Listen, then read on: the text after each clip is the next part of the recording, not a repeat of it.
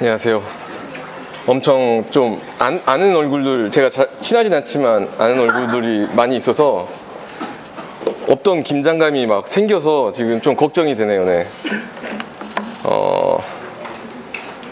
오늘 제가 마이크가 꺼진 거예요. 네, 걱정이 되네요. 오늘 제가 주제는 내가 만든 액션 만화로 잡았어요. 그냥 권혁주 작가님이 연락을 주시자마자 그냥 제가 액션 만화를 많이 그려와서 이거밖에 없더라고요. 그래서 이렇게 잡았는데, 네.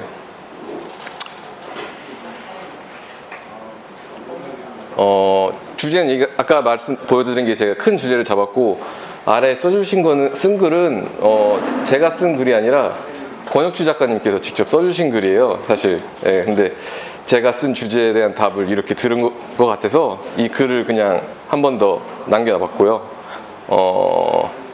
두 개로 나눠서 보면은 오세영 작가의 웹툰 작품에 나타나는 액션 장르의 독특한 연출, 뭐 어쩌고저쩌고. 네.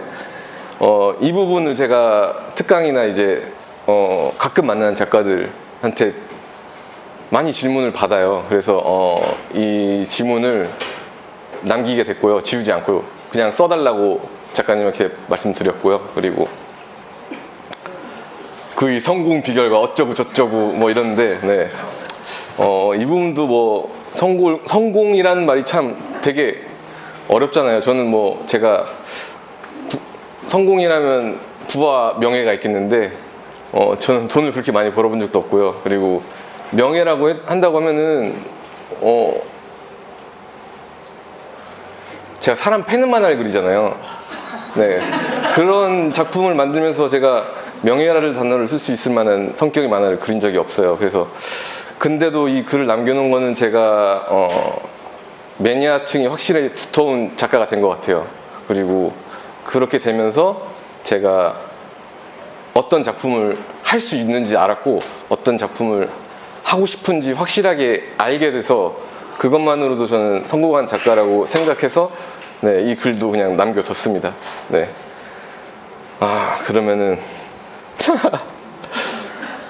진행을 계속 할게요. 네. 이 포럼을 준비하면서 주의한 점이 있습니다. 제가 이건 꼭 짚고 넘어가야 될 것 같아서요. 제가 다른 강연을 듣거나 작법서나 뭐 이론 관련 서적을 들었을 때 의아했던 부분을 걸러내려고 되게 노력을 많이 했어요. 그게 뭐냐면은 정말 작가님이 그걸 생각하고 하셨다고요? 이걸 정말 다 의도하고 하셨다고요? 라는 질문을 저는 항상 했어요. 100% 그걸 의도하고 했다고 생각하지 않아요. 그냥 작품을 만들어 보신 분은 다 아시겠지만 자연스러운 창작의 흐름이란 게 있다고 생각해요.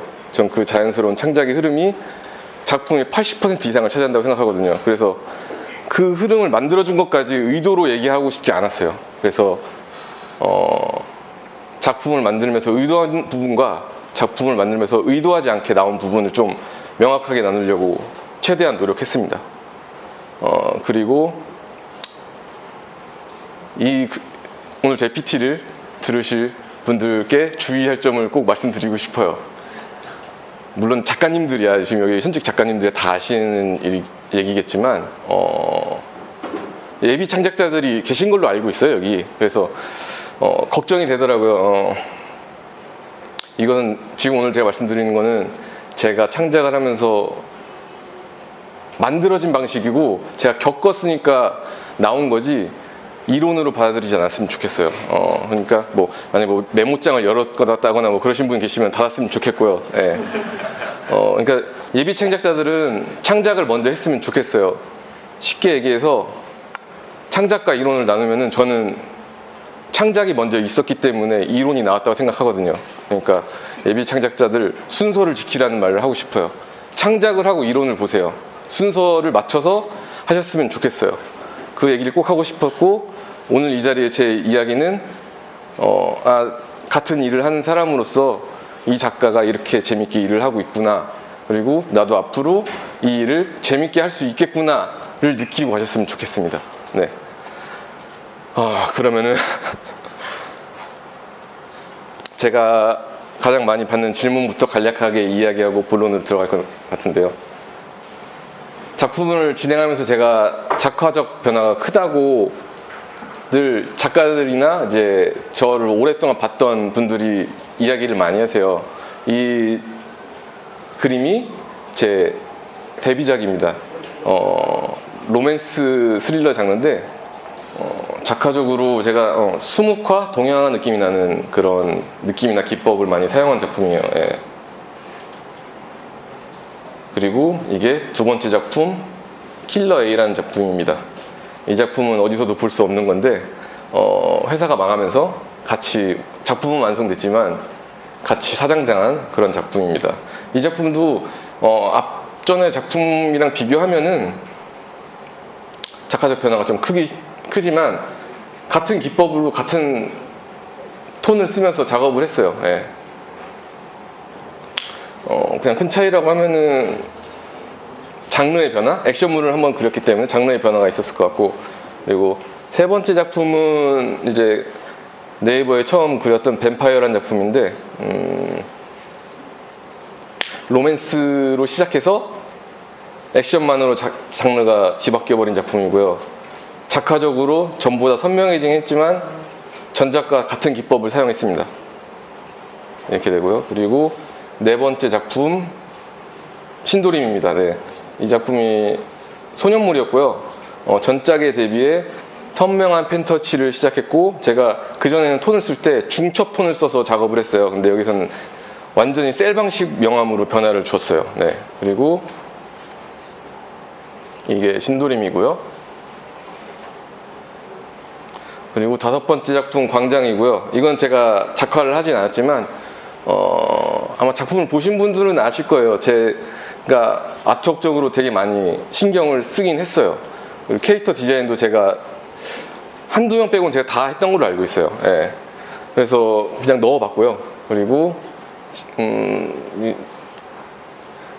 이제 다음 제가 신작을 준비하고 있는 작품 그림을 그래도 넣어봤습니다. 이게 지금 요즘 제가 신작을 준비하고 있는 그림이고요.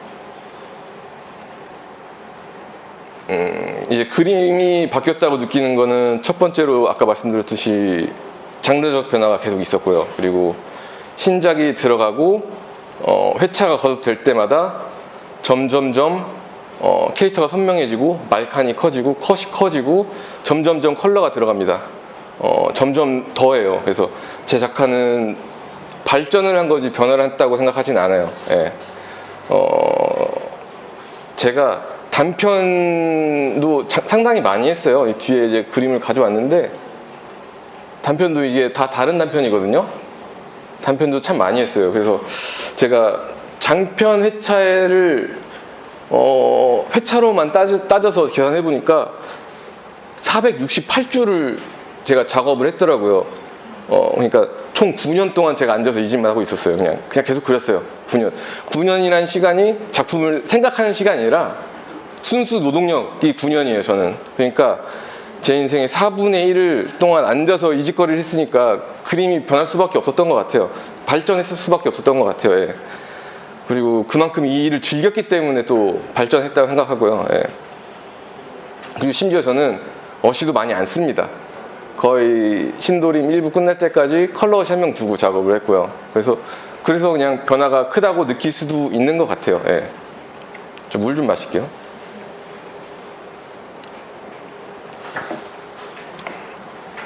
그럼에도 제가 작화적 변화를 추구를 안 했다는 건 아니에요.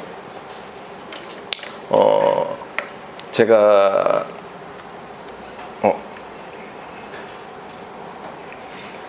잠시 마우스가 안 돼가지고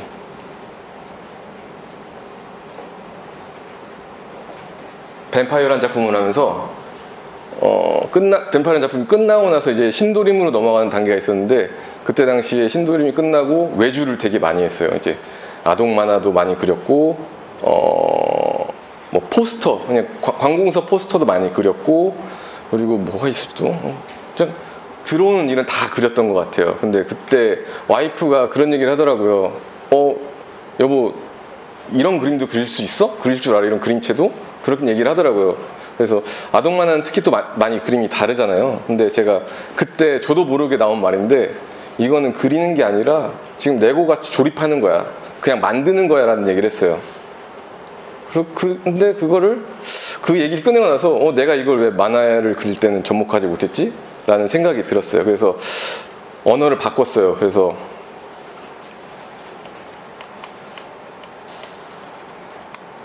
그림을 그리다 해서 그림을 만든다라는 생각으로 저는 작품 들어갈 때마다 좀 변화를 주고 있습니다.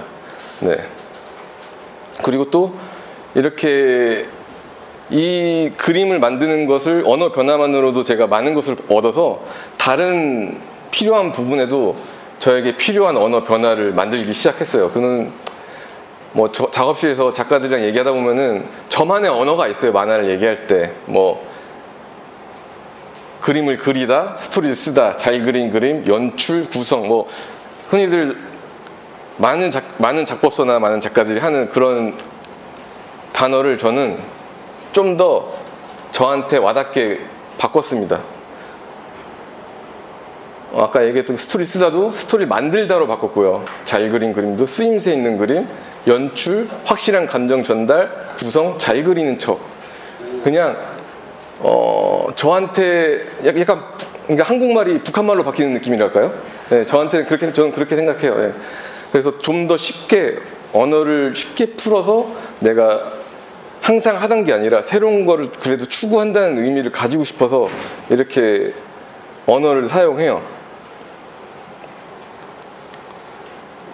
이제 진짜 본론으로 들어가서 제가 앞으로 액션 만화를 3개, 장편을 3개, 4개 있구나. 4개? 4개 맞나? 3개? 4개 있죠. 네, 4개. 네. 4개 하면서, 의도가 됐건 의도가 되지 않았던 건, 중요해져 버린 것들. 그리고 저한테 이제 다음 작품을 하더라도 빠질 수 없는 요소들. 앞으로 내가 사용할 무기들을 추려왔어요. 그래서, 중요해져 버린 것이라고 저는 소 제목을 정했고요. 그 첫 번째로 제가 중요해져 버린 것은 이것도 제 언어예요. 그냥 아주 유치한데 무적의 캐릭터라는 말을 저는 예전에도 특강할 때부터 많이 썼어요. 무적의 캐릭터를 저는 꼭 만들고 갑니다.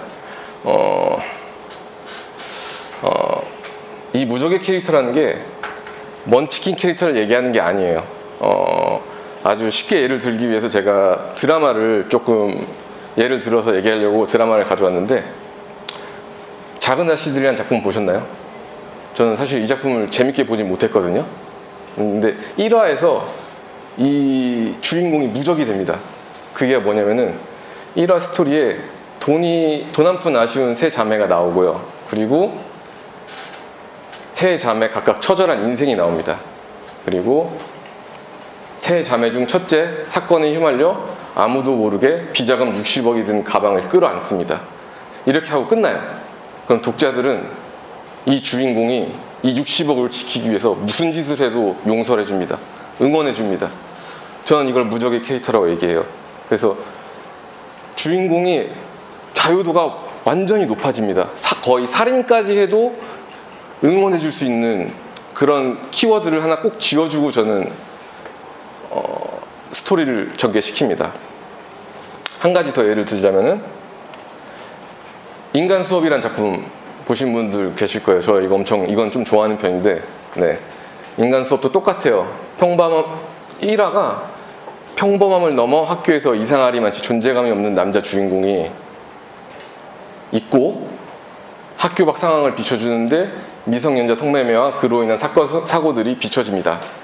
근데 성매매 사건 사고의 중심에는 아무도 모르게 핸드폰 하나로 그들의 존재감을 통제하고 있는 존재감 없는 남주가 있습니다.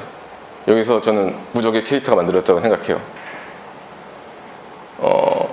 이 핸드폰을 들키지 않기 위해서 주인공은 어떤 짓을 해도 상관없습니다. 심지어 범죄를 저지르는데도 이 친구를 다 응원하고 있습니다. 저는 이 키워드를 꼭 만들고 가는 편이에요. 제가 그래서 신도림을 할 때는 이 무적의 캐릭터를 알고 쓰지는 않았어요. 제가 알게 된 계기는 사실 신도림이라는 작품이 용비불패의 용비를 가져온 작품이에요. 이 천둥이 사실 용비랑 똑같은 성격, 똑같은 상황의 캐릭터예요. 근데 용비란 캐릭터가 돈의 환장에 돈이라면 무슨 짓을 하는 주인공입니다. 근데 사실 주인공 용비는 자신이 과거의 행동으로 인해 무너져버린 수많은 사람을 지키기 위해 헌신하고 있다. 저는 이 반전 매력 때문에 이 캐릭터를 제가 가져와서 신도림이 썼습니다. 신도림의 천둥도 돈의 환장에 돈이라면 무슨 짓이든 어떻게든 해결하는 천둥이고요. 지상에 살아남은 수많은 사람들의 안식처를 만들기 위해 헌신하고 있다. 저는 똑같아요. 그냥 용비를 가져다 썼는데, 그래서 그냥 이 반전 매력이 좋아서 썼는데, 알고 시간이 지나면서 이 캐릭터의 자유도가 너무 높은 거예요. 무슨 짓을 해도 다 독자들이 응원해줘요. 주인공 캐릭터가 사실 정의를 외치지 않거든요. 진짜 별짓을 다 해요. 그래서 어떤 병신짓을 하고 어떤 불법적인 짓을 해도 독자들이 응원해주고 사랑해줄 수 있는 그런, 내가 연재를 하면서 작가가 굴리기 편하게 만드는 주인공 설정을 꼭 해놓고 갑니다. 이게 제 만화의 키워드인 것 같아요. 앞으로 나올 작품들도 이걸 통해서 좀 더 발전시키는 방향으로 갈 것 같아요. 그리고 거기에 이제 제가 만든 그 무적의 캐릭터 안에 진짜로 먼치킨 캐릭터까지 넣게 되죠. 예. 여기에 아까 말한 그 무적의 캐릭터에 먼치킨 캐릭터를 추가시키면은 이런 작품이 나옵니다. 이제 테이큰거 아저씨인데요. 정말 서사를 찢어버리는 그런 캐릭터라고 생각해요. 예. 이 작품도 또 똑같이 무슨 짓을 해도 독자들한테 용서받을 수밖에 없는 그런 캐릭터거든요. 저도 이런 이해관계가 생겨서 광장을 만든 것 같아요. 이때부터 제가 의도하고 무적의 캐릭터를 만들어야지 앞으로는, 이렇게 생각하고 작업을 하고 있어요. 사실 더 이게 무적의 캐릭터가 더 절실했던 게 사실 사람을 패는 만화잖아요. 근데 이제 폭력이라는 것 자체가 어디서도 용서받을 수 없는 행동이거든요. 그래서 주인공을 독자로부터 자유롭게 시키는 그 요소가 되게 매력적이더라고요. 그래서 광장에 좀 더 재밌는 요소가 추가된 거라고 생각해요. 예. 그리고 이제 무적의 캐릭터 넘어가서 중요해져 버린 거 두 번째. 네, 아주 짧을 것 같은데 지금 얘기하다 보니까. 네. 감정 전달입니다. 저는 모든 독자들이 원하는 궁극적인 목적이 치밀한 스토리도 아니고 반전도 아니고 아이디어 소스도 아니라고 생각해요. 감정 전달이라고 생각합니다. 예. 원피스나 나루토도 액션 만화고 막 화려한 기술 나오고 수많은 아이디어가 나오잖아요. 근데 그것 때문에 재밌는 게 아니거든요. 그래서 현실에서 사람들이 겪을 수 있는 감정이 판타지에 나와서 더 극대화시킬 수 있었다고 생각해요. 그래서 저는 감정 전달을 하는 게 가장 제 궁극적인 목표 같아요. 그래서 이건 제 개인적인 생각이에요. 예. 근데 액션만에서 감정 전달은 너무 쉽게 저는 풀고 있어요. 사람이 사람을 패는데 독자들이 좋아해야 된다. 되게 심플하게 저는 생각하고 가요. 그렇게 하려면은 패는 사람이 중요하지만 저는 맞는 사람이 더 중요하다고 생각해요. 그래서 저는 빌런들의 입체화를 항상 연구합니다. 좀 이 부분에서 제가 변태 같은 구석이 좀 있는데 이런 걸 되게 좋아해요. 빌런들을 항상 수집하는 그런 좀 이상한 취향이 있어요. 네. 그래서 현실에 있을 법한 독자들이 직접 주먹을 뻗고 싶을 정도의 행동. 한 번 더 강조하자면은 주인공의 목적을 넘어서 재수없는 빌런. 주인공이 아니어도 어딘가에서 처맞기 좋은 인간을 저는 그려내려고 노력합니다. 아주 사소한 것을 저는 많이 넣으려고 하는데요. 일단은 사소한 것을 제 작품에서 먼저 보여드릴게요. 이 장면은 왼쪽에서 이렇게 보시고 오른쪽으로 보시면 되는데, 파란색 정장 입은 남자가 자기보다 약한 남자를 폭행하고 그 다음에 일어서서 자기보다 강한 남자 앞에서 나의 강함을 증명하려고 하는 그런 재수없는 캐릭터입니다. 그리고 이 빌런의 그런 재수없는 행동이 이게 그냥 화려하게 때린 액션 장면이 아니거든요. 그냥 내려친 것 뿐이에요. 근데 어떠한 화려한 액션 연출보다 강력하게 작용한다고 생각해요. 제가 이것을 더 강조하기 위해서 준비한 게 있는데요. 최근에 제가 많이 좋아하는 컨텐츠입니다. 이제 뭔지 아시는 분은 아실 것 같은데, 보이시나요? 여기 딸배 헌터인데, 여기서 신고하라고 붕 시옷 새끼야, 에휴 씨발 이 뭐 엑스묘 없는 새끼 슈발놈 이렇게 얘기하잖아요. 이 디테일함을 저는 수집하는 편이에요. 이 디테일함이 너무 좋아요. 이 디테일, 빌런이 이렇게 입체화가 되면은 주인공도 당연히 입체화가 됩니다.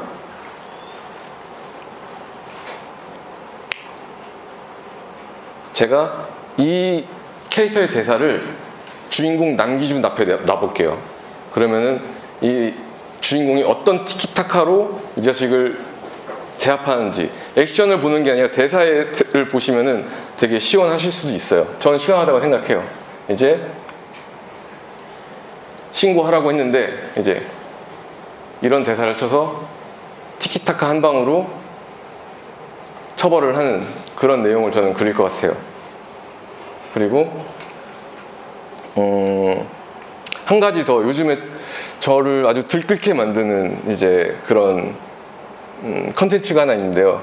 거기서 나온 대사가 있어요. 저는 이걸 꼭 만화에 꼭 쓰겠다고 전 다짐했는데, 말 잘해 지금.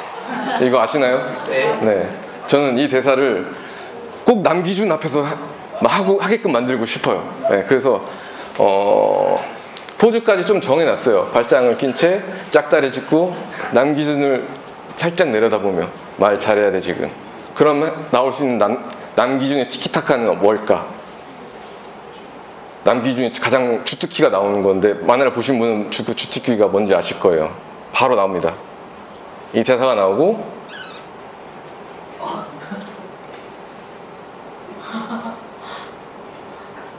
이렇게 전 티키타카를 할 것 같아요. 어떤 화려한 액션보다 훨씬 더 강렬한 액션입니다. 아무튼 아까 이 말 잘해야 돼 지금은 정말 이 사람의 성향을, 역사를 파악할 수 있는 대사예요. 그래서 저희 작업실 동료가 이 대사를 아주 적절하게 표현해 줬었는데요. 제 작업실 동료가 저랑 동갑인데 40인데, 이 나이 먹고 앞으로 평생 들을 일 없을 것 같은 말을 들었다 라는 말을 하더라고요. 거기 그런 마인드에 사람을 내가 이 대사 하나로 그릴 수 있다면은 너무 멋지지 않습니까? 그래서 저는 이런 빌런들이 나오는 컨텐츠를 되게 많이 봅니다. 그래서 심지어 작업실에서 이제 제가 밥 먹을 때도 그런 컨텐츠를 보고 있으면은 맨인 블랙박스 뭐 이런 거 보고 있거든요. 그러면은 이상하게 보더라고요, 저를. 근데 그게 저는 이상한지 몰랐는데 제가 약간 이상한 사람인 것 같습니다, 그런 쪽으로는. 네. 근데 이게 작품에 되게 많이 도움이 되는 것 같아요, 저한테는. 그리고 이런, 아까 보셨듯이 이런 장면들이나 이런 대사들을 저는 많이 이미지 트레이닝 하는 편이에요. 제가 뭐 일 때문에 하는 게 아니라 이걸 즐기고 있는 것 같아요, 제가. 네. 그리고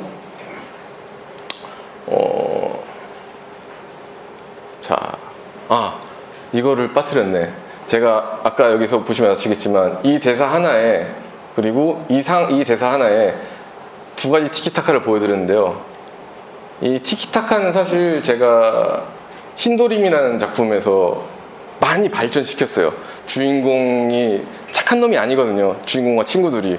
그래서 그 친구들끼리 티키타카하는 내용들이 정말 많았는데, 그러면서 제가 티키타카 능력이 되게 발전하더라고요. 그래서 광장에서 좀 포텐이 좀 나온 것 같아요. 그래서 이 부분도 제가 의도하지 않았지만 이 티키타카가 잘 연결돼서 광장에서 포텐이 서였다고 생각합니다. 네. 그리고 다음, 네, 세 번째, 물 좀 마실게요. 네. 너무 빨리 얘기하는 것 같은데.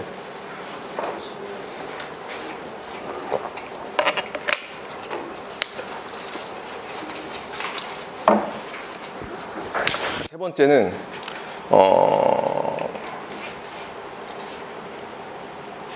죽음입니다.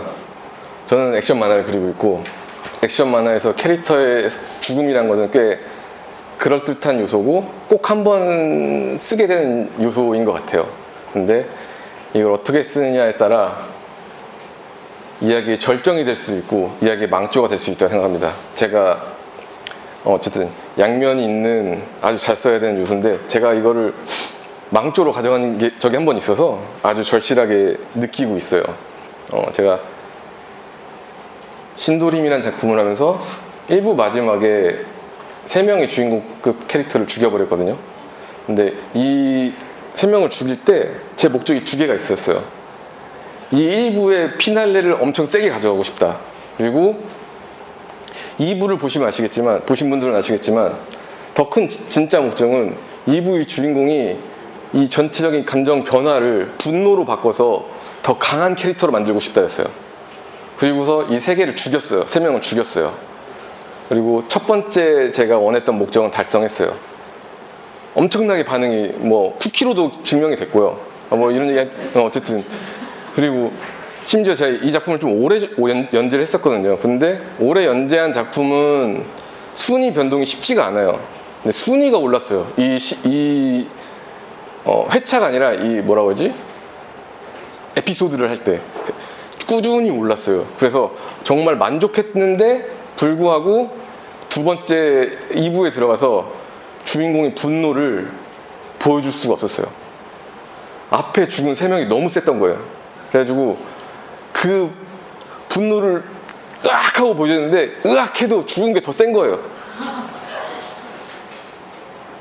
그래서 전체적으로 이야기를 끌고 갈 주인공의 힘을 덮어버린 결론으로 도달했습니다. 그래서 이제 단기적으로 1부 마지막에 엄청난 반응을 가져왔지만 이야기 전체적으로는 무너뜨리는 실수가 됐어요. 그래서 흥미로운 죽음이었지만 의미는 없는 죽음이 돼버렸어요. 되게 아쉬운 결과였는데요. 그래도 이제 한번 맛을 봤잖아요. 제가 이제 죽음을 보여줬을 때 독자들이 어떤 반응을 보여주는지, 중요한 캐릭터의 죽음을. 그래서 이게 광장이란 작품에서 제가 죽이고 시작합니다. 광장은 보신 분들은 아실 거고 주인공 동생의 죽음을 복수하는 주인공의 이야기를 그린 만화거든요. 근데 아까 신도림에서 죽은 3명은 오랫동안 쌓아온 캐릭터들이에요. 애정을 쌓아온. 근데 저는 이걸 단숨에 만들었어야 돼요. 그래서 정말 최대한 멋지게 3화 동안 현란하게 멋짐을 보여주기 위해서 노력했습니다. 기본적으로 디자인도 제가 했고 표정에서부터 안경, 뭐 잔터치의 양, 그리고 클로즈업 했을 때 인물이 컷이 어디서 잘리는지까지 저는 되게 많이 고민을 했어요. 그래서 작가를 엄청 들들 볶았어요. 정말 그건 미안한데 어쩔 수 없었어요. 1, 2년 동안 쌓아온 캐릭터를 3화 만에 저는 끌어내야 되기 때문에. 그래서 동생이 이런 멋진 동생이 죽었을 때 나오는 형의 복수가 정말 더 카타르시스를 느낄 수 있었다고 생각해요. 그리고 이게 또 발전해서 제가 발전시킨 게 아닌데 의도한 부분이 아닌데 이 죽음이 스스로 진화를 하는 것을 저는 목격을 했거든요. 그러니까 댓글을 보는데 독자들이 제가 생각하는 것보다 더 이 주인공 동생을 좋아하더라고요. 더 멋있게 보고 주인공으로 바라봐 주더라고요. 그래서 그렇게 몰입해져서 봐줘가지고 이 형의 복수에 포함돼서 독자들의 복수까지 같이 가는 이런 형상이 됐어요. 그래서 그걸 댓글에서 확인했어요. 그래서 주인공의 활약이 훨씬 더 빛날 수 있는 그런 만화를 그렸던 것 같아요. 저 의도치 않게. 네. 뭐 다음 작품도 뭐 또 사람을 패는 만화를 준비 중이고 죽음은 피할 수 없을 것 같아요. 이번 이제 신작에서도. 그래서 저는 이 죽음이란 것을 어떻게 더 고급지게 사용할지 요즘 많이 고민하고 있습니다. 또 다섯 번째, 네 번째군요. 네 번째 중요해진 건 좀 뜬금없을 수 있는데 제 만에 앞으로 계속 나올 것 같습니다. 식사입니다. 이 이야기는 이 두 개의 누아르 장르를 이야기하면서 시작할 것 같은데요. 제가 가장 좋아하는 누아르 영화입니다. 광장을 하면서 이 작품의 이미지가 머릿속에 계속 돌았어요. 다시 보진 않았는데 너무 많이 봐서 사실 볼 필요가 없었어요. 이 영화는 유독 제 머릿속에 가장 기억에 남는 장면이 식사하는 장면이었거든요. 그래서 이 누아르 작품의 가장 아름답게 펼쳐지는 그런 장면인 것 같아서 그냥 이미지적으로 너무 좋아서 멋있어서 그냥 저도 광장의 첫 1화를 식사 자리로 시작했습니다. 이거는 오른쪽에는 이제 무관도인데요. 무관도에서도 이런 식사 장면이 나오는데 이걸 모티브 삼아서 저는 이 포장마차를 만든 거거든요. 그리고 1화 콘티를 짜고 제가 깜짝 놀랐어요. 뭐냐면은 콘티를 짜기 전까지 이 장면이 그냥 이런 식사하는 장면이 단순하게 환기시키고 장면 전환시키고 분위기를 만들어준 요소라고만 생각했는데 식사 자리에서 표현할 수 있는 게 너무 많더라고요. 앞으로 그래서 많이 쓸 것 같은데 제가 이제 이걸 느끼고 나서 다시 무관도를 생각했을 때 이 장면이 무관도에서 아주 제가 제일 좋아하는 장면인데요. 무슨 장면이냐면은 얘가 마피아 보스거든요. 근데 마피아 보스가 이제 경찰서에 긴급 체포가 돼요. 그래서 이제 모든 엄청 큰 경찰청 안에 들어가서 혼자 들어가서 경찰들이 둘러싸고 있는데 식사를 합니다. 아주 대범하게 엄청나게 많은 양의 음식을 시켜놓고 아주 맛있게 먹으면서 경찰청장과 아주 편하게 친구처럼 대화를 합니다. 그리고 증거가 발견돼야 얘가 구속이 되건 더 깜빵이건 하는데 증거가 발견 안 돼서 바로 풀려납니다. 그러면서 자기가 먹다 남은 음식을 치우지 않고 그냥 유유히 나갑니다. 이 장면이 뭐냐면은 이 사람이 얼마나 거물이고 어떤 성격인지 어떤 사람인지 단번에 보여주는 정보가 확 들어가요. 그리고 이 상황이 어떤 건지도 다 들어가고 드라마의 전반적인 정보를 다 쏟아냅니다. 근데 심지어 재밌어. 저는 이것들이 다 들어가거든요. 캐릭터 정보, 인물 관계, 상황 설명, 정리까지 해버려요. 전반적인 이 드라마의 방향성까지 제시해버립니다. 되게 짧은 순간이었는데 그래서 이걸 왜 제가 너무 좋아했냐면은 이 식사 장면 앞으로 계속 쓸 거냐면은 이 5가지를 제가 대부분 작품을 하면서 독자들한테 전달하는 게 이게 정보성 구조거든요. 이 5가지가. 근데 제가 만화를 하면서 정말 구태의연하게 연출하거나 급하게 이제 나레이션을 쳐가면서 정보를 전달했어요. 근데 이 식사 자리 한 번에 다 되는구나를 느껴가지고 이 부분도 의도되진 않았지만 그냥 아름다워서 넣는데 식사 씬을 아주 잘 쓸 것 같아요. 더 자연스럽게 독자들이 정보를 습득할 수 있고요. 그리고 긴장감에서 아까 제가 얘기했죠. 전 감정을 전달하고 싶다.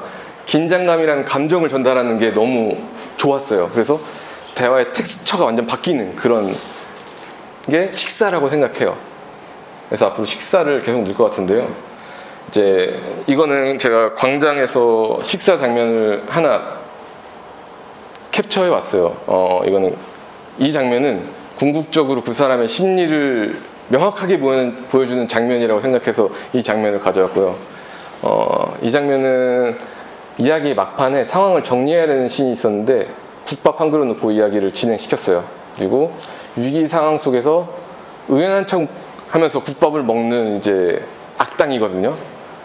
태어난 척 하려고 했지만 결정적으로 자신의 밑바닥을 보이는 지금 내 상태가 정상이 아니다라는 걸 보여주는 무너지는 모습을 이 식사 씬에 넣을 수 있었다고 생각해요. 음식을 먹는다는 것 자체가 내가 긴장하는 장소에서 먹는 게 정말 어렵거든요.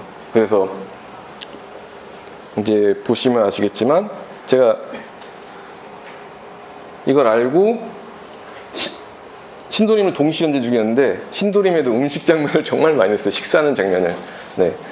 그러니까 여기 보시면 아시겠지만 여기 보면은 이 사람 앞에는 젓가락조차 없거든요. 이 사람이 반대편에 있는 사람과 이 사람의 구조도 나오는 거고요. 대사의 긴장감이 훨씬 더 텍스처가 완전히 달라집니다. 그래서 저는 이런 식사씬을 앞으로 계속 쓸 것 같아요. 그리고 이제 이 식사씬이 발전해서 한 단계 더 나아가는 씬이 나왔는데요. 그게 자연스럽게 나온 게 저는 광장에서 나온 목욕탕 씬이라고 생각해요. 목욕탕 씬이 광장에 한 두 편에 걸쳐서 이어지는데 이 씬도 이야기 정리와 새로운 정보를 주고 다음 챕터로 넘어가는 그런 정보 전달이 필요한 씬이었어요. 그래서 처음에는 또 어떤 식당을 잡아서 어떤 음식을 먹이면서 얘기를 할까를 고민하다가 맨날 먹는 것만 나오니까 한번 환기시키고 싶었어요. 그래서 이제 재밌는 장소를 찾으려고 노력했어요. 그래서 찾다 보니까 서로 다 벗고 마주해야 되는 그런 장소. 그래서 목욕탕 재밌을 것 같아서 그냥 했어요. 근데 목욕탕에서 주는 그 특별한 또 대화의 질감이 있더라고요. 그래서 그동안 나왔던 장면이 아닌 연출들이 컷 구성이 나와서 배경이 식당이 아닌 다른 장소, 특별한 장소, 그리고 제가 식사씬을 통해서 훈련된 제 대화의 스킬이 합쳐져서 좀 포텐이 터졌다고 생각해요. 저는 이 목욕탕 씬을 개인적으로 광장이라는 작품의 전체 중에 가장 잘 만든 씬이라고 생각하거든요. 액션이 없는데 대사를 읽고 싶게 만드는 저는 제 개인적인 거예요. 네. 그런 씬이어서 되게 만족도가 가장 높은 씬이었어요. 그래서 의도치 않았지만 또 저는 앞으로 쓸 그런 소재들을 좀 발전시킬 수 있었던 그런 시간이었고, 그래서 앞으로 이런 소스를 다음 작품에서도 또 쓸 거고, 이게 또 어떻게 발전할 건지는 저도 잘 모르겠지만 분명히 발전할 거라고 생각해요. 그리고 5번째입니다. 네, 힘드네요. 물 좀 하나 마실까요? 네.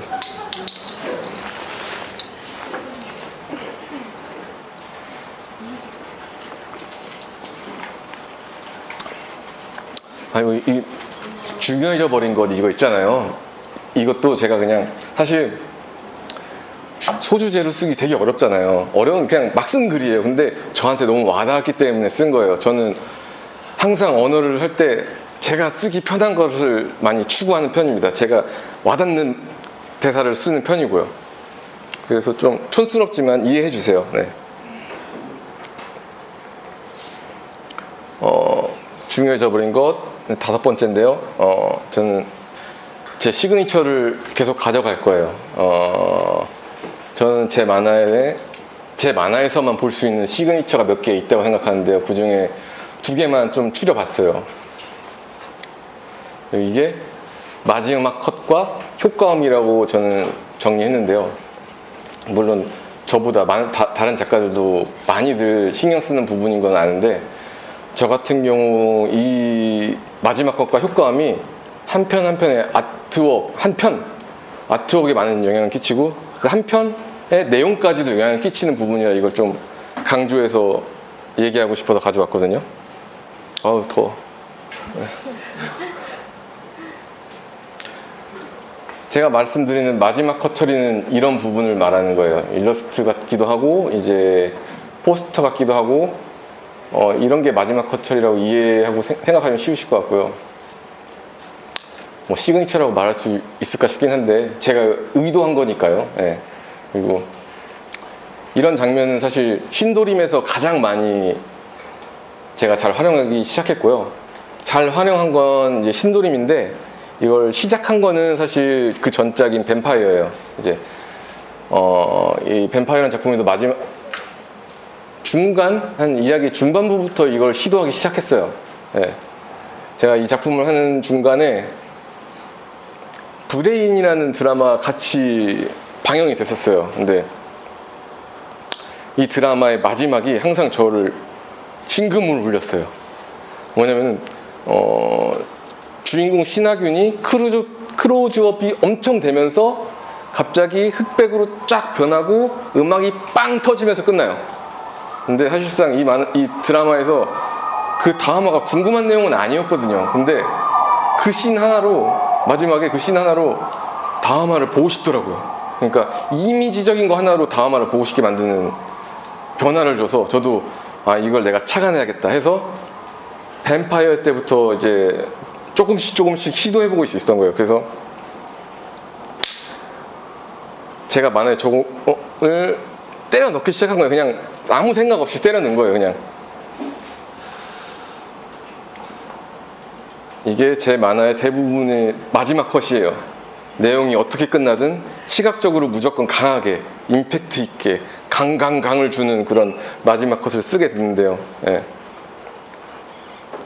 이게 또 재밌는 게 제가 이렇게 시각적으로 처음에는 시각적인 강한 것만 추구해서 이제 그리는 데만 엄청 집중을 했거든요. 근데 이걸 더 재밌게 만들고 싶은 거예요, 이 마지막 컷을. 그래서 그 고민이 이어지다 보니 연재를 하는데 제 만화에 하나의 스토리가 전부 다 더 완성도 있게 나오는 결과가 나옵니다.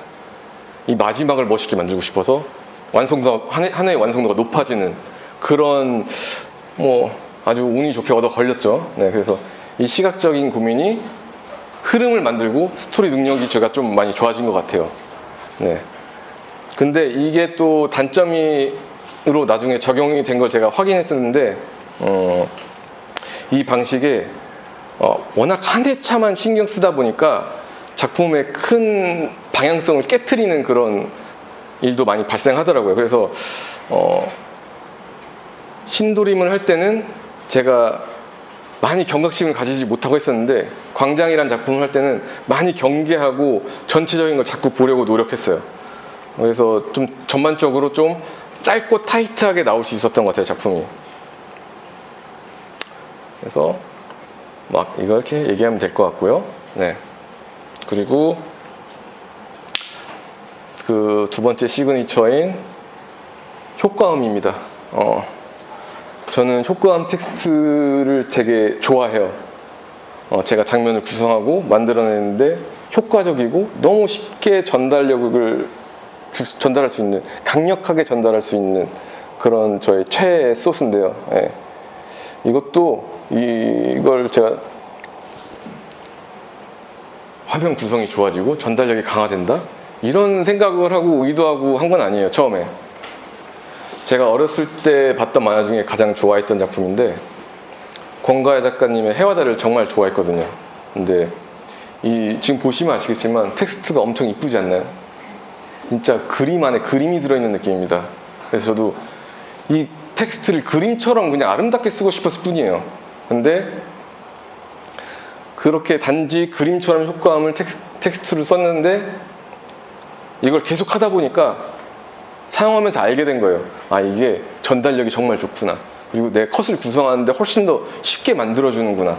그래서 적극적으로 활용하고 점점 좀 더 잘 활용하려고 많이 고민하고 있어요, 아직까지. 그리고 효과음 말고 이런 텍스트, 그냥 효과음이 아닌 그냥 설명할 수 있는 텍스트 활용도 좀 더 그림을 돋보이게 할 수 있는 요소라고 생각하고요. 이게 제가 강연 때마다 항상 하는 얘기인데 글이라는 것 자체가 이제 수천 년 다듬어진 그림이라고 생각합니다. 잘 활용하면은 공짜로 그냥 이 좋은 그림을 갖다 쓰는 거라고 생각해요. 그래서 적극적으로 저는 쓰려고 노력해요. 그리고 그 중에서 저는 한글을 되게 좋아합니다. 이거 한글이라는 것 자체가 처음부터 사람이 디자인한 거잖아요. 그렇죠? 그래서 제 생각이에요. 네, 그래서 좋은 것 같아요. 그래서 이쁜 것 같아요. 디자인적으로 너무 훌륭해요. 그래서 그 중에서 훈민정음 소리를 디자인한 걸로 알고 있어요. 저는 정확할지는 모르겠지만 이제 한문으로 봐도 이제 응이라고 나오니까 그렇게 저는 받아들이고 있는데 소리 효과를 시각적으로 보여주는데 가장 아름다운 텍스트라고 생각해요. 너무 이뻐요. 제 눈에는. 그래서 적극적으로 활용하고 있습니다. 앞으로도 계속 활용할 것 같아요.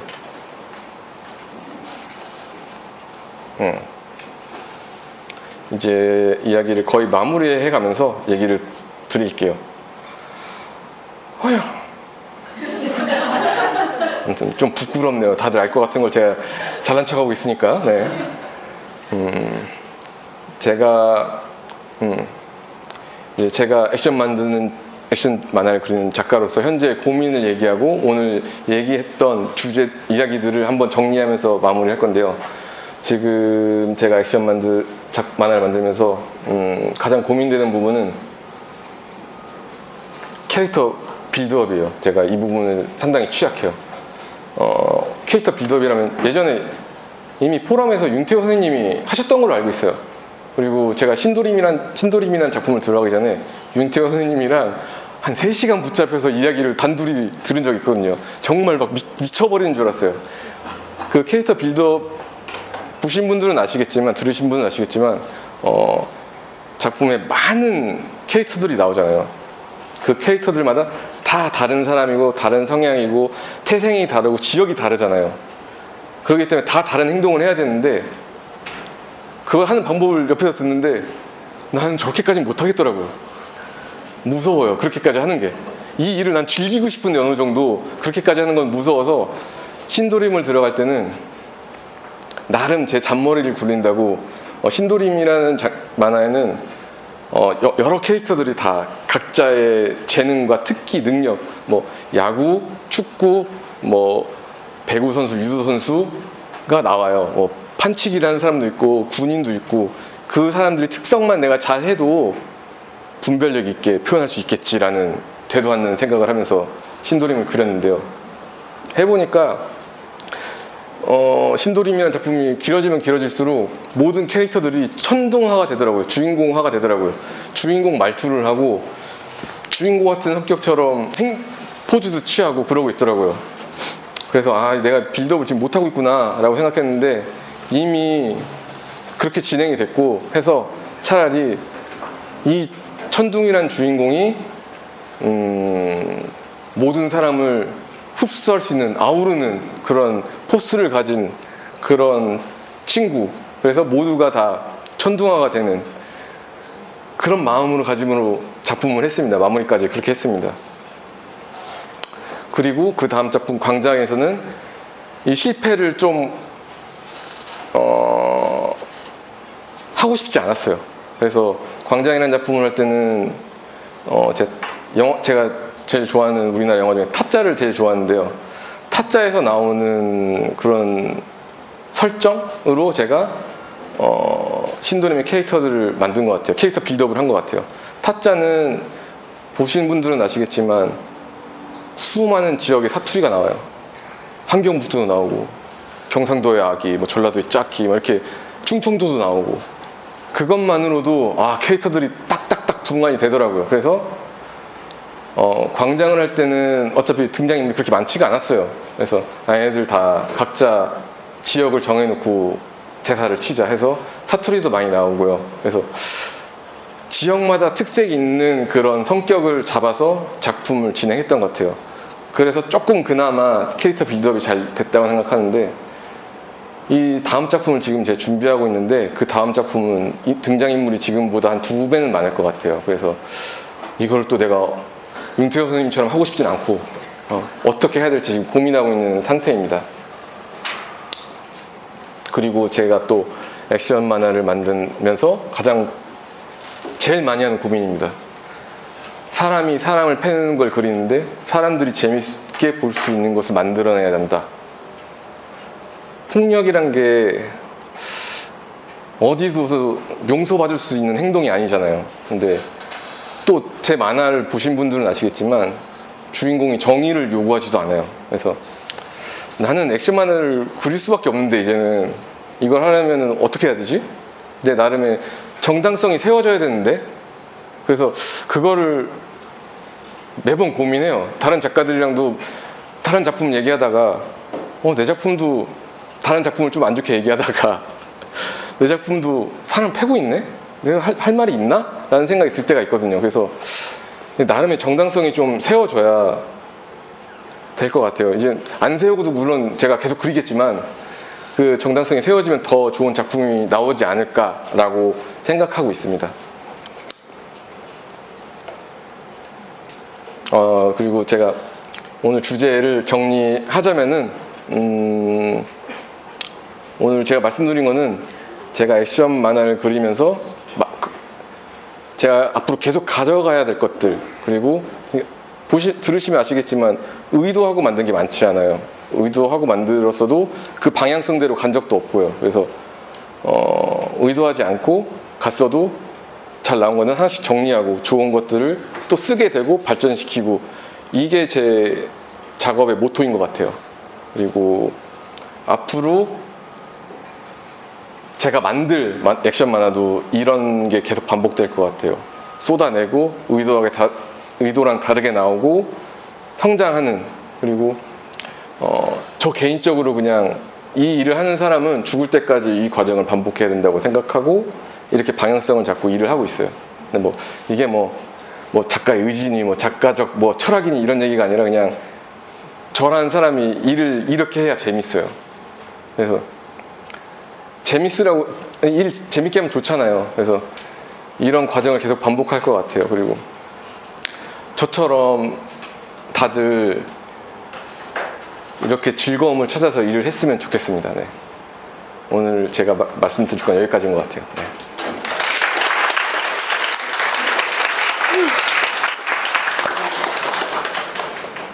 어휴.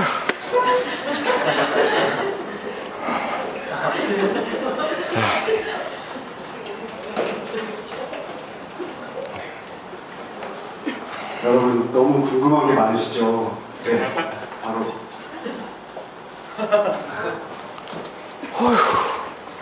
일주일에 몇 시간이 가십니까? 조한나 작가님은 제가 작업하는 걸 보셔서 아실 것 같은데, 알려주세요. 네. 그냥 이건 일주일에 며칠이라는 거는 되게 많이 달라요. 지금은 많이 달라졌어요. 예전에는 일주일 내내 16시간, 17시간 앉아 있었는데 지금은 많이 좋아졌어요. 그게 제 작업실 동료들 때문이긴 한데 지금은 쉬지 않고 일주일을 달렸거든요.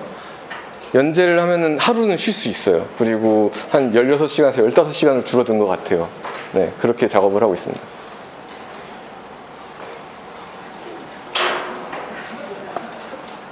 마이크가 자꾸 죽는 것 같아요.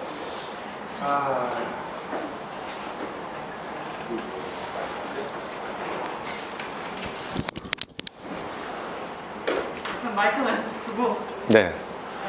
그 광장 보고 작가님 작품 처음 알게 돼서 정말 재밌게 봤고, 네. 광장 보면서 제가 정말 많이 놀랍게 봤거든요. 아, 액션 만화를 이렇게 연출을 할 수도 있구나 싶어서 정말 흥미롭게 봤는데, 아, 감사합니다. 네. 일단 저는 사실 광장을 밖에다가 이제 주변에 추천을 하고 다니면서 이걸 이제 제가 이런 식으로 얘기했어요. 스톱모션식 액션 연출이라고 이렇게 얘기를 했는데, 이제 광장이나 이런 걸 보면은 인물들이 막 엄청 다르게 튼처럼 흉터를 막 엄청나게 때려박아가지고 그런 식으로 속도감 있게 진행한다기보다는 사쿠사쿠 다 되게 사진으로 이제 흐름도 같이 연결을 해놨는데, 혹시 이런 연출 방식을 생각하시게 된 계기가 있으신지, 이런 걸 어떤 의도를 갖고 만드신 것인지, 그런 것들이 조금 궁금했고, 그리고 또 효과음을 조직체로 이제 사용을 하시잖아요. 여기를 줘가지고 이런 효과음을 선택하시게 된 계기가 있으신지, 그리고 이건 약간 조금 작품 개별에 대한 얘기는 광장에서 남기준이 죽으면서 그렇게 스토리가 끝나는데, 혹시 남기준을 죽여서 엔딩을 봐야겠다라고 이제 처음 생각하시게 된 그런 걸로 어떤 걸 의도를 하고 만드셨는지, 그런 것들을 조금 질문을 드리고 싶습니다. 네. 첫 번째가 이제 뭐였죠? 이제 연출, 컨 연출은 그냥 한 거라서 제가 뭘 의도하고 한 건 아닌데, 저는 입으로 싸워요. 아까도 말씀드렸듯이 빌런한테 어떤 용서받지 못할 대사를 쳐주면서 죽이거든요. 패거든요. 그게 저는 제 만화의 액션 연출의 포인트지. 네, 포인트지 특별히 화려한 액션 연출을 추구하지는 않는 것 같아요. 그게 빌런한테 집중하는 편이고요. 그리고 두 번째 질문이 또 뭐였죠? 효과음을 이제 조직체 네. 아, 고딕체요. 잘 보여요. 그리고 이제 공짜로 쓸 수 있는 게 많이 없어요. 네. 그래서 그 중에서 고르다 그것도 상당히 생각보다 디테일한 번호 수가 달리는 고딕체거든요. 그래서 제가 마음에 드는 고딕체를 그나마 찾은 거예요. 네. 무료 고딕 폰트인가요? 네, 무료 고딕 폰트 중에 하나입니다. 혹시 네이버 나눔 폰트 쪽인가요? 모르겠어요, 지금. 제가 그냥 저장해놓고 쓰는 거라. 네, 그건 모르겠어요. 또 세 번째가 뭐였죠? 세 번째가 그 아, 네. 감사에서 남기준을 네. 남기준이 죽으면서 끝났는데 이제 왜 죽이게 되셨는지. 아, 원래 죽이면서 끝내려고 했어요. 죽이면서 끝내려고 했는데, 어쨌든 걔의 삶은 이전부터 용서받을 수 없는 사람이에요. 근데 용서받지 못하는 짓을 또 하고 살아난다는 게 좀 웃기긴 하거든요. 그래서 죽였고요. 근데 또 작품을 진행하다가 살리고 싶었어요. 살리고 싶어서 저희 작업실에서 제가 작가들한테 많이 물어보고 했는데 방법이 없더라고요. 어떻게 살려도 진짜 어정쩡해서 그냥 시작했을 때 생각한 것대로 죽였습니다. 네. 네. 말로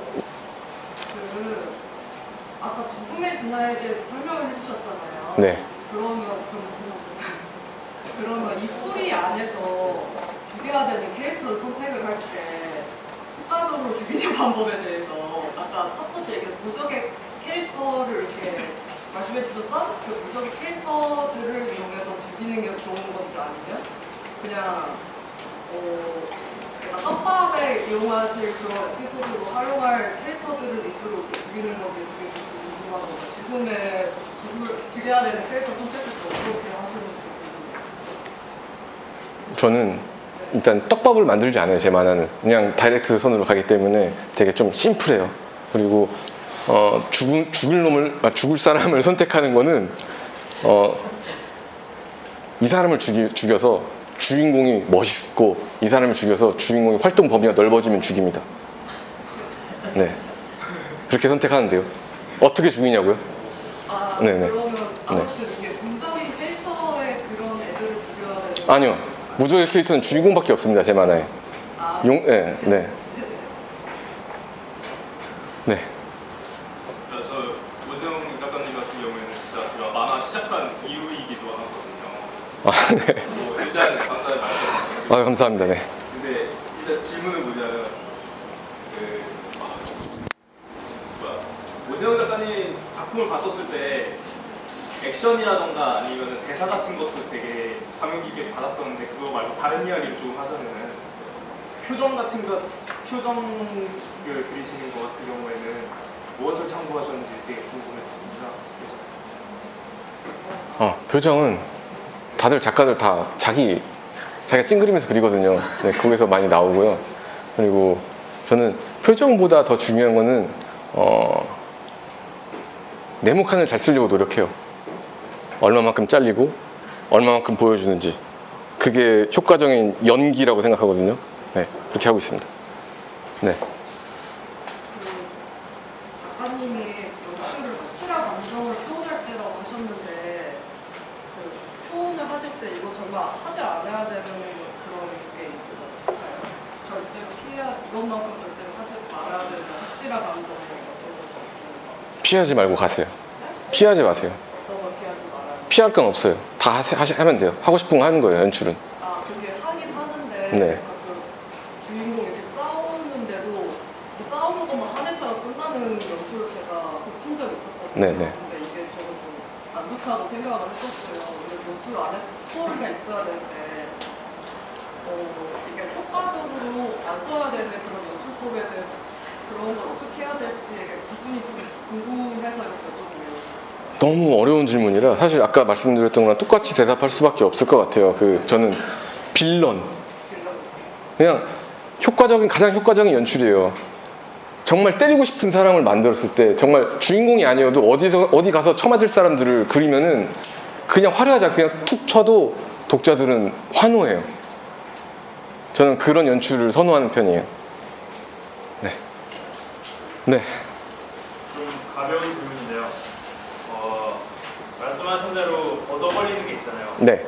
내가 그렇게 죽은 행운 중에 최고의 행운을 하나 꼽으라고 하신다면 이거는 생각도 못했는데 너무 잘 먹혔다 싶은 그런 행운이 있어요. 순간순간 너무 많아서 사실 네. 아까 말했던 마지막 컷 있죠. 마지막 컷을 제가 막컷을 만드는 과정이 제일 흥미로웠던 것 같아요. 진짜 얻어 걸렸잖아요. 브레인을 보면서 만들었는데 또 그걸 볼 때 제 작업실 책상 앞에 아키라 책이 있었어요. 아키라를 되게 좋아하는데 그 아키라에 나오는 색감을 참고할 수 있었어요. 그래서 조금 이미 뱀파이어에서는 완벽한 흑백 만화라서 쓸 수 없었는데 신도림에 들어오면서 그거를 그냥 스포이드 찍어서 썼거든요. 근데 그게 되게 반응이 좋았어요. 작화적으로 제가 좀 많이 성장할 수 있었던 건데 뱀파이어를 할 때까지만 해도 제가 왜 그런 얘기 하냐면은 뱀파이어를 할 때까지만 해도 선명한 만화를 그리지 못했어요.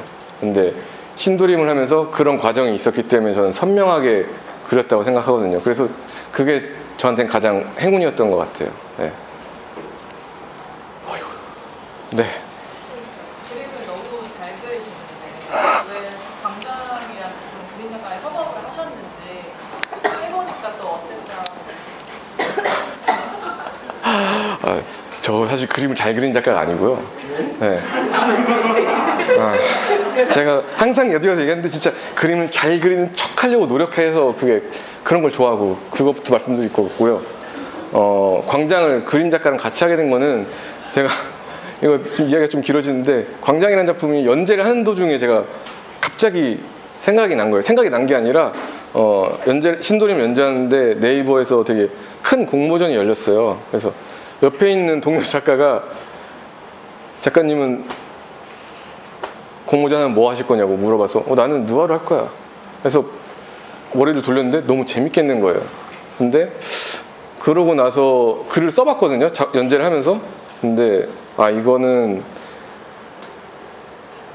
신도림 연재가 끝나고 하면은 내가 이 감성을 못 살리겠구나 해서 바로 그려야 되는데 제가 신도림을 만들고 있었기 때문에 그림 작가를 찾았어요. 그리고 그림 작가랑 하는 일을 경험해봤잖아요. 다시는 안 할 것 같아요. 왜냐면은 제가 그림을 그릴 수 있는 사람이잖아요.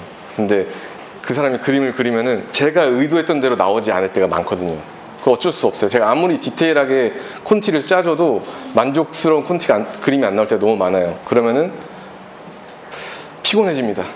제 스스로 피곤한 인간이라서 그 피곤함을 덜려고 이제는 그냥 혼자 작업할 것 같아요. 네.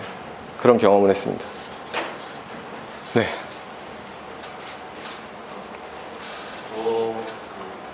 액션을 너무 길게 하면 반응이 되게 안 좋고 그래가지고 또 라이브 연재하고 있기도 하고 해서 약간 수습을 못한 채로 그냥 막 그리고 나서 딱 올라왔을 때 확인하고 그러면 엄청 호흡이 짧고 그래가지고 액션의 흐름 같은 호흡 같은 거가 컨트롤이 잘 안 되고 있거든요. 네. 혹시 그럼 의식적으로 컨트롤을 좀 하실지 궁금합니다. 좀 하는 편이에요. 네. 힙이 좀 네. 지금 한화에 몇 컷이나 쓰세요? 저는 70에서 80컷. 네. 저는 60에서 70컷을 쓰거든요. 70컷 중반까지 쓰는 것 같아요. 네. 근데 의도적으로 저는 장면을 전환시켜요. 다른 장소로. 그래서 장면을 전환시키면은 이미 다시 돌아왔을 때 싸우던 사람들이 시간이 지나 있는 걸 그려도 되거든요. 그렇게 해서 좀 더 템포를 빠르게 가져갈 수 있는 것도 많이 생각하고요.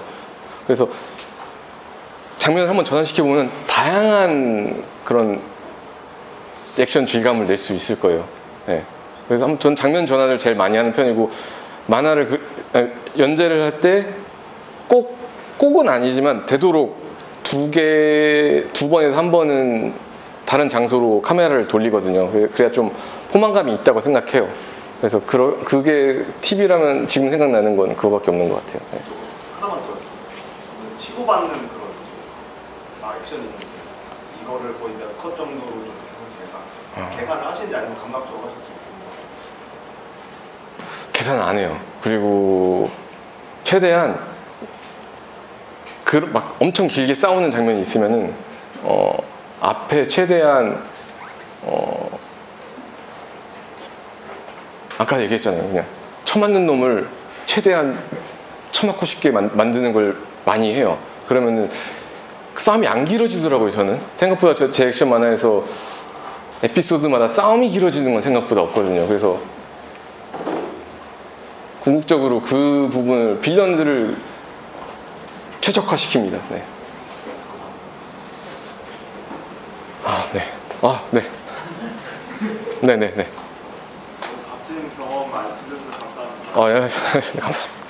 여쭤보고 싶은 질문은 굉장히 다양한 매체와 다양한 작품들에서 영감을 많이 얻으시는 편이라고 말씀하셨는데요. 그런 매체가 되게 다양하고 그걸 굉장히 재해석을 해주시는 편이신데 그런 게 흘러가거나 까먹지 않으시도록 다양한 매체들 중에서 영감을 얻으시는 장면들을 기록하시거나 메모하시는 게 있으신가요? 저는 기록하진 않아요. 근데 오늘 재밌는 걸 보면은 가서 사람들이랑 얘기를 해요. 그러면서 기억에 남게 되는 것 같아요. 제 작업실에서 얘기를 많이 해요. 저는 오늘 내가 이런 빌런을 봤는데 야 재밌지 않냐? 사람들이 이게 되게 재밌거든요. 저는 제가 약간 아까 변태적인 성향이라고 했잖아요. 그래서 사람들이랑 친해지는 방법이 저는 내가 싫어하는 사람 얘기를 해요. 같이 싫어해요.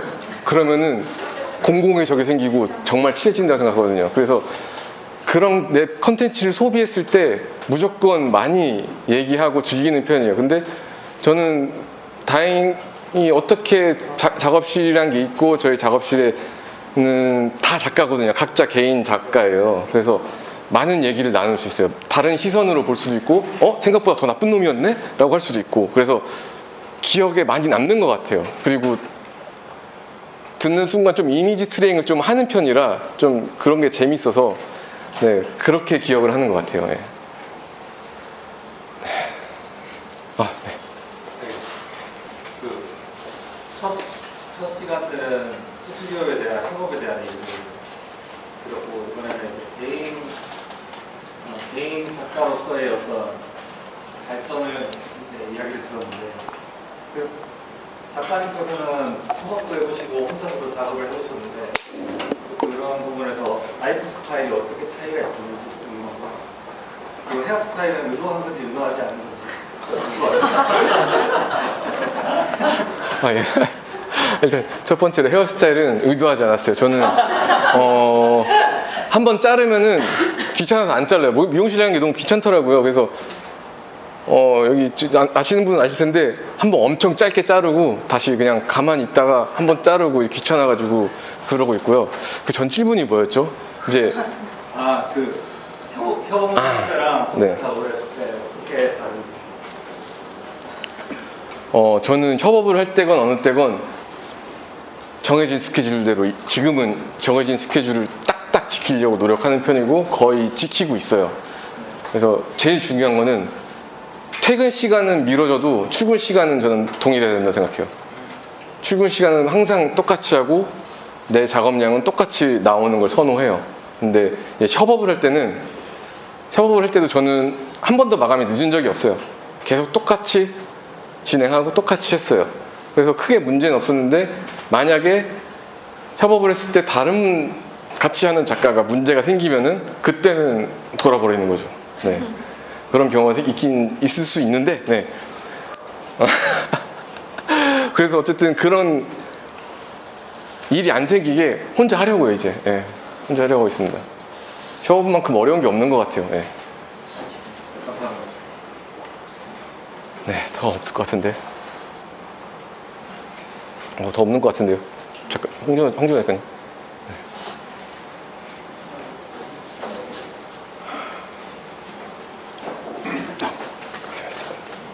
네, 일단 큰 박수 좀 부탁드립니다.